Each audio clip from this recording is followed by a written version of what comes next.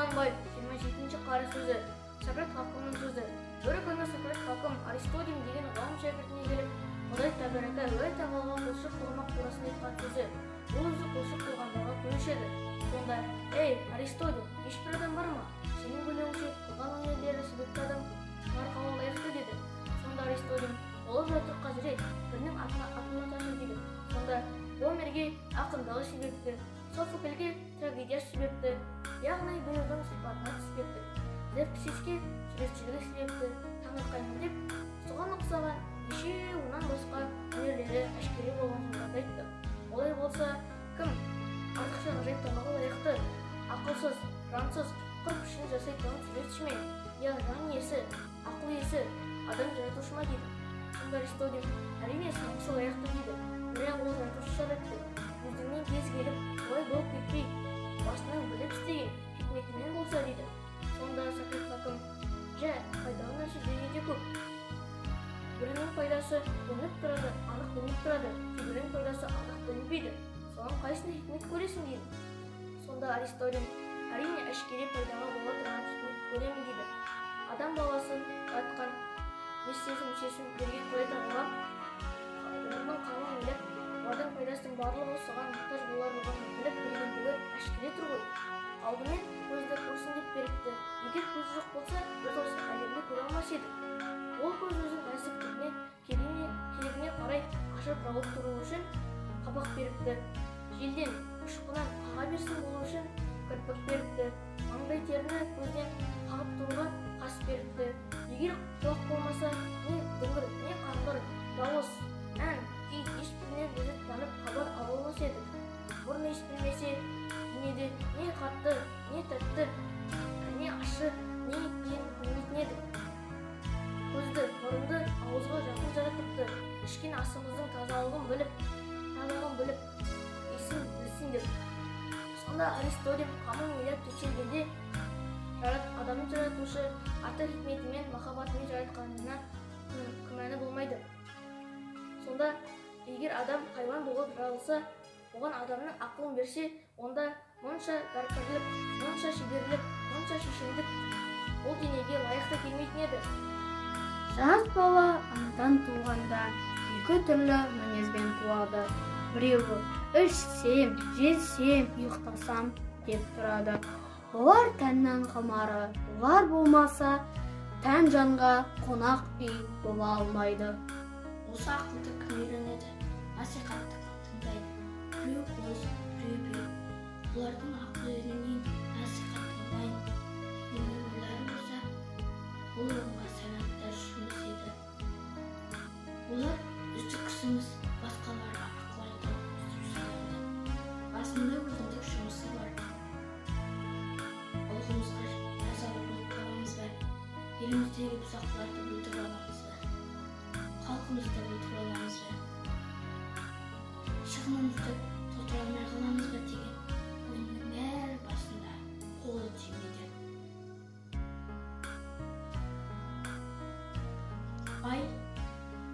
Байлар өзінде жоқты малмен сатып алады. Көңілдері көкте, көздері аспанда. Ғылым, білім, ақыл, адамдық, адалдық бәрі малдан қымбат емес деп біледі. Мал болса, Алла тағаланы да аралап аламын деп дейді.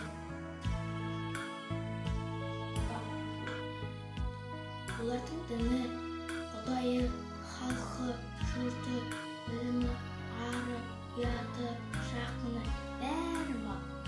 Енді ұры залым, сұм сұрқия, өздері тыңдамайды. Мұнша ой жүнінде қоңшы бар, күнінде біріңі жүр. Аналар анандай болып тұрғанда, білім, ғылым, ақыл дүние қылсын. Білім, ғылым, ақыл оларға керек емес таяқ. Ұғарлықтарға айтың дейді. Осы үшеуінің жанында қайғысы, мұңы болмаса керек. Абай атауының 11-ші парасында 10 жылы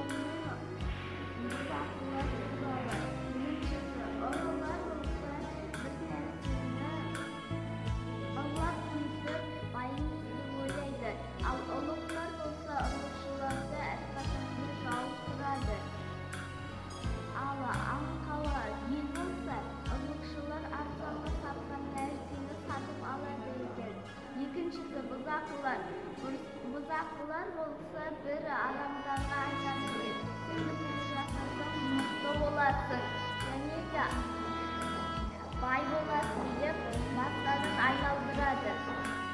Сақылармен ұрылар жоқ болса, байлар малдарын бағады, ал кедейлер еңбектеп байиды екен. Ал біз ұрыларды жоқ қыла алсақ та, бұзақылардың ауыздарын жаба алмаймыз. Абай атамыздың 12-ші қара сөзі. Ғибадат туралы. Кейбір адамдар өтіріктен білмейтіндей ғибадатын қылады екен. Бірақтан осылай жасауға болмайды. Жүрекпен ғибадат істеу керек. Жүрекпен Аллаға аңыз айту керек. Сонда ғана Аллаға жақын боларсың.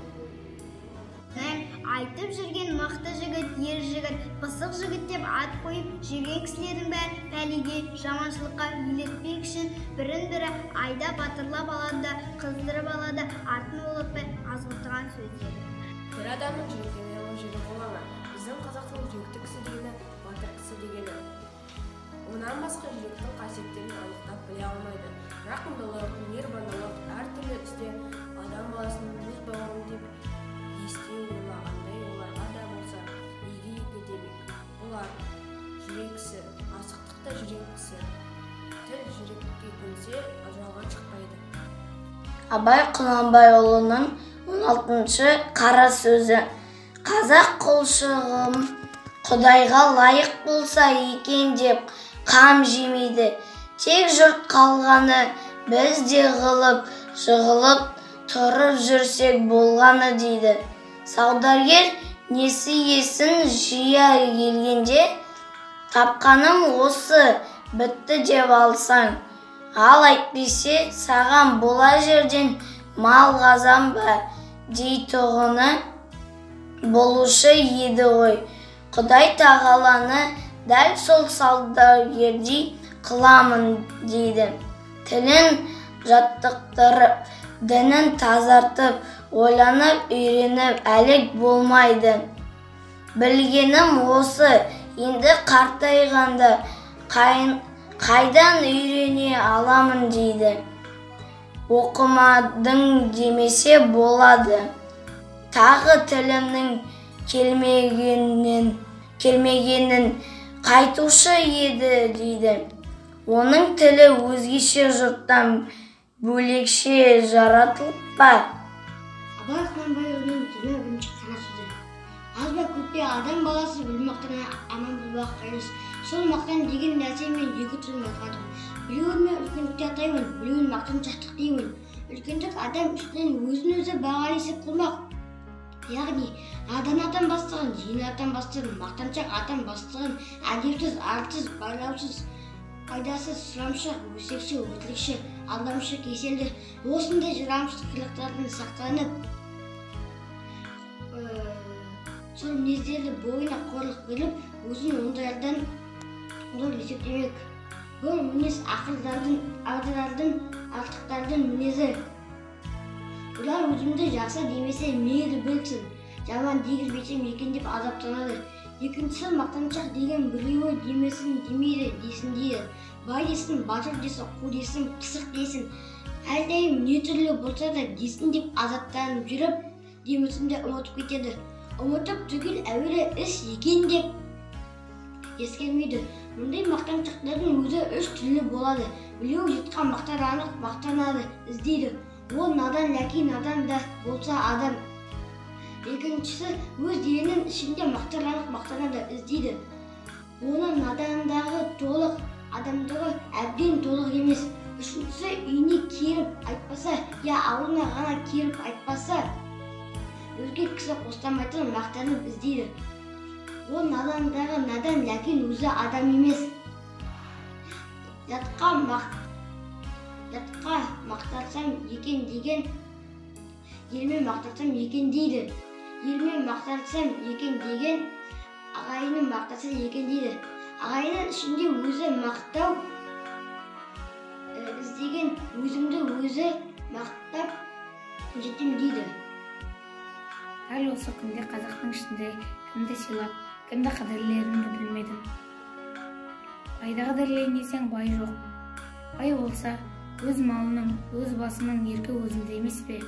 Ешбір байдың өз малының, өз басының еркі өзінде жоқ. Кей байлар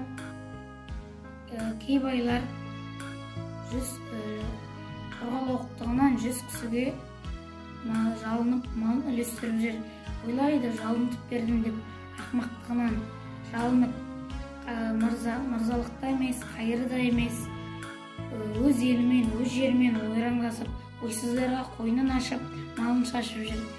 Ал кей байлар елдегі құттылар мен сүттілер араласа алмаған соң, кеселді қоларға алданып, кім болса соған жеміт болып жүр. Ал енді мырзаларды сыйлайын десең, дәл осы күнде анық мырза жоқ. Мал бергіш мырза иттен көп. Кейбіреулер өзінің пайдама келтірем деп мырза болып жүр. Ал енді қалды болыс пен билер. Алланың өзі берген болыс пен би елде жоқ. Сатып алған, жалынып алған болыс бидің қасиеті жоқ. Мықтыны құрметтейін десең, жаманшылыққа барлығы мықты, жақсылыққа мықты кісі жоқ. Ал енді есті кісіні тауып, естіні құрметтейін десең, әділетке, ұятқа, нысапқа есті кісі елде жоқ. Сұмдыққа, арамдыққа, жаманшылыққа елдің барлығы есті. Енді ғаріп қасар бешараларды құрметтейін десең, олар жатқан түйеге міне алмаса да, бірақ олар міне алатын жағдайда болса жөндеріне қарап отпайды. Енді қалды қу мен сұм. Олар қуартпай, суалтпай, өздерінің жөндеріне қарап, олар да жөндеріне қарап жүрмейді. Енді кімді сүйдік, кімді сыйладық. Енді қалды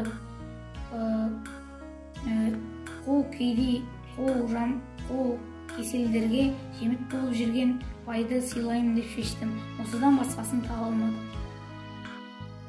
Абай атамыз 29-30 қара сөзінде қазақтың мақалдарын сынайды.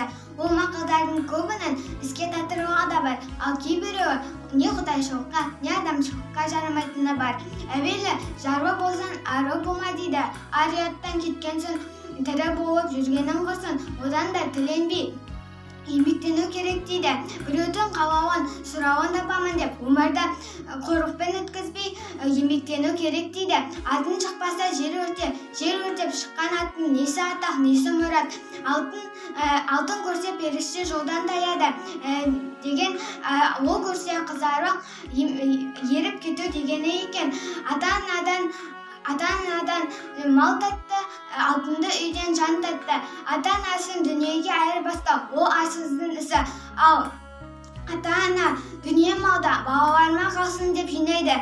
Ата-анасын сату сияқты осындай білместіктерден сақ болу керек. Ұялмас бетке талмас жақ береді деген көп сөйлейтін ұятсыздың бірі дағы. Абайдың 37-ші қара сөзі. Абайдың 37-ші қара сөзіне нақылсыз тізіледі. Адамның адамшылығынан басталғаны білінеді. Бітіргеннен емес дейді Абай. Жалпы қазіргі кездің адамдары біліміне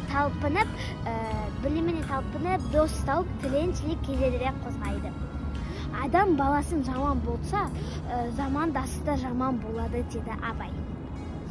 Леужин Ахниет, 4-ші А сынып оқушысы, Абайдың 38-ші қара сөзі. Адамның адамшылығын көрсеткіші ақыл мен ғылым. Ақыл мен ғылымға жету жолы махаббат. Махаббат арқылы ғылым мен ақыл қуған адам сол кезде ғана адам болмақ. Ал махаббат Аллахты толық тануға, құлшылық жасауға апарады. Ғылымсыз адам өмірге келу, өмір сүру мәнін түсінбек емес. Күллі адам баласын қор қылатын 3 нәрсе бар, содан қашпақ керек. Әуелі надандық, екінші еншіктік, үшіншісі залымдық деп білерсің. Надандық білім мен ғылымның жоқтығы. Дүние еш нәрсені олассыз біліп болмайды. Білімсіз де хайуандық болады. Еріншектік күллі дүниедегі өнердің дұшпаны. талапсыздық, жігерсіздік, ұятсыздық, кедейлік бәрі осыдан шығады. Ал залымдық адам баласының дұшпаны. Адам баласына дұшпан болса, адамнан бөлінеді. Бір жыртқыш хайуан қисабына қосылады. Абайдың 39-шы қара сөзі. Рас, бұрынғы біздің ата-бабаларымыздың бұл замандағылардан білімі, күтімі, сыпайылығы, тазалығы төмен болған. Бірақ бұл замандағылардан артық екі мінезі бар екен. Осы екі тәуір істі ұмытқанымыз былай тұрсын, бір жолата жоғалтып алдық. Сол екеуін жоғалтпағанда, бүгінде тәп-тәуір ел болар едік. Соның бірі бірігулік, яки бір ауызға бағыну, бір сөзге тоқтай білу. Ал екіншісі намысқорлық, арды қадырды, құнды білген еді. Бүгінде осылардан айырылдық. Қазіргінің ойы пейілді емес, алдау, дұшпандығы кейіс емес. Не күндестік, не тыныш отыра алмағандық. 44-ші сөз. Адам баласының ең жаман талапсыз. Талап қылдырушылар да неше түрлі болады. Талаптың ішінде адам баласы көбінесе басына қадір іздеп, біреу мал қуып, сараңдықпен, арамдықпен, әйтеуір мал тапсам деп жүреді. Қазақта бірақ мал тапқан ердің жазығы жоқ деген сөз бар. Бірақ адамдыққа, ақылға қарағанда адам жиіркенетін іс. Алланың бары адамдар неше түрлі қылып сөйлесе де, неше мың жылдан бері дәлелденбеген адамшылықтың алды махаббат сезім. Бұлар керек емес, жері жоқ. Кіріспей тұрған да жері жоқ. Ол жаратқанның ісі. Махаббат пен сезім кімде көбірек болса, ол кісі ғалым.